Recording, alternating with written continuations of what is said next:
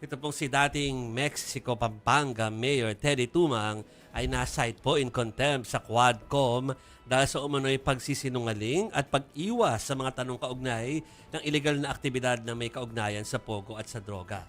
Sa ginawa pong presentasyon ng PIDEA, inilantad ang koneksyon ng mga sindikato sa droga sa pogos kabilang ang 560 kilo po na shabu na nasamsam doon sa Mexico, Pampanga noong September 2023. Nasa ba dito sa isang warehouse sa pag-aari ng isang Willie Ong. Hindi po yung doktor na tumatakbong Correct. senador. Ha? Oo. Isa pong incorporator ito ng Empire 999 Realty Incorporated.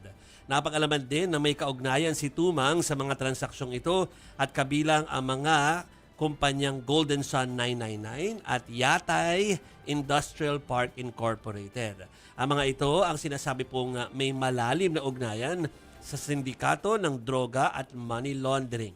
Binanggit din ng PIDEA ang direktang kaugnayan ng POGO sa mga sindikato ng droga, kabilang ang Hongsheng Gaming Technology Incorporated na iniimbestigahan po dahil sa mga pinagmulan na mga pinaghihinalaan or suspected po na mga illegal na pondo na ginagamit sa mga transaksyon, mga kapatid.